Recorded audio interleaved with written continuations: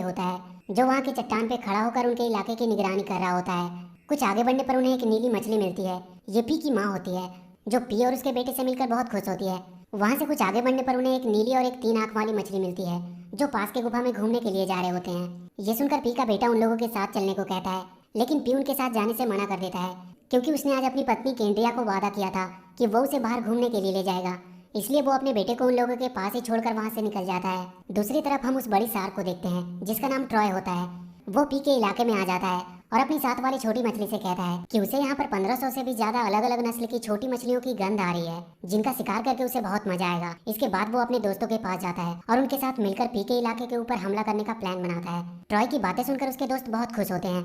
दूसरी तरफ हम पी को देखते हैं जो अपनी पत्नी केंद्रिया के साथ एंजॉय कर रहा होता है। यहाँ पर उसकी पत्नी पी को बताती है कि बेशक उन लोगों ने ट्रॉय से छुटकारा पा लिया है, लेकिन फिर भी उसे दिखाना होगा कि एक छोटी मछली भी बहुत कुछ कर सकती है और उसे छोटी मछलियों को लीड करना चाहिए ताकि वो आने वाली मुसीबतों का सामना खुद कर सके। अगले सीन में हम देखते हैं कि ट्रॉय अपने साथियों के साथ तेजी से पी के इलाके की तरफ बढ़ रहा होता है। तभी वो केकड़ा जिसका नाम पियरे होता है वो ट्रॉय को अपने साथियों के साथ आता हुआ देख लेता है और वो ये बातें सभी को बता देता है। ये खबर सुनते ही सब परेशान हो जाते हैं और अपनी जान बचाकर इधर उधर भागने लगते हैं। लेकिन जब ट्रॉय अपने साथियों के साथ पी के इलाके में आता है तो वो आगे नहीं जा पाता है क्योंकि जहाँ पी छोटी मछलियों के साथ रहता है उस जगह और समंदर के बीच में चट्टानों की एक दीवार होती है जिसे ट्रॉय पार नहीं कर सकता है, इसलिए मजबूरी में उसे वहाँ से वापस जाना पड़ता है। वहीं दूसरी तरफ हम पी को देखते हैं जो ट्रॉय को अपने इलाके में देखकर बहुत परेशान होता है।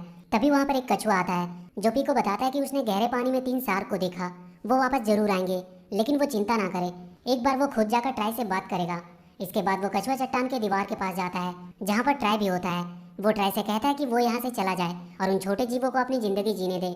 इस पर ट्रॉय बोलता है कि वो लोग अब उससे नहीं बच सकते क्योंकि 4 दिन बाद समंदर में ज्वार आने वाला है जिससे समंदर का पानी का लेवल बढ़ जाएगा। तब वो उन लोगों पर हमला करेगा और तब उन्हें ये चट्टान की दीवारें भी नहीं बचा पाएगी। इसके बाद वो अपने टेल से चट्टान पर एक जोरदार वार करता है जिससे चट्टान से पत्थर गिरने लगते हैं और कछुए को अपनी जान बचाकर भागना पड़ता है और धमकी देने के बाद ट्रॉय वहाँ से चला जाता है। इसके बाद हम देखते हैं कि सभी मछलियाँ पूरी तरह से डरी हुई है। तभी वहाँ पर कछुआ आता है जो सबको बताता है कि इस बार मामला कुछ ज्यादा गंभीर है, लेकिन वो लोग चिंता ना करें, वो इसका कोई ना कोई हल जरूर निकाल लेगा। तभी वहाँ पर पी आता है, वो कछुए के पास जाता है। कछुआ पी से कहता है कि वो चिंता ना करे, इस समस्या का भी कोई ना कोई हल तो जरूर निकलेगा। इस पर पी कहता है कि ये कैसे संभव है, 4 दिन में ज्वार आने वाला है और वो अकेला ट्रॉय को कैसे रोक पाएगा। इस पर कछुआ बोलता है कि तुम अकेले कहाँ हो, तुम्हारे पास तो तुम्हें चाहने वाले की पूरी फौज खड़ी है, वो तुम्हारी बातों को मानते हैं और उन्हें जरूरत है एक सही कैप्टन की और वो तुम हो। तुम अगर इन्हें ट्रेनिंग दोगे तो ये युद्ध के मैदान में तुम्हारा साथ जरूर देंगे। कछुए की बात मानकर पी सभी छोटे छोटे जीवों को ट्रेनिंग देना शुरू कर देता है। अब एक दिन ट्रेनिंग देने के दौरान एक समुद्री सांप इन्हें देख लेता है और वो इस बात को ट्रॉय को बता देता है। ये बात जब ट्रॉय को पता चलती है तो वो एक प्लान बनाता है।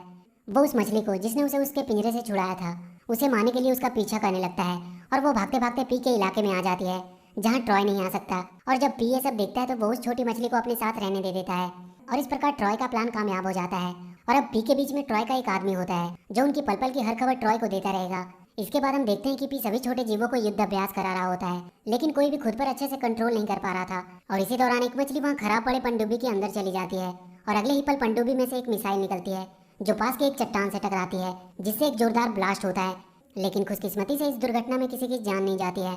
अब यहाँ पर वो मछली जिसको ट्रॉय ने जासूसी के लिए भेजा था, जिसका नाम रॉनी होता है, वो धीरे धीरे सभी जीवों को अपनी चिकनी चुपड़ी बातों में फंसाना शुरू कर देता है और देखते ही देखते वो सबका फेवरेट बन जाता है।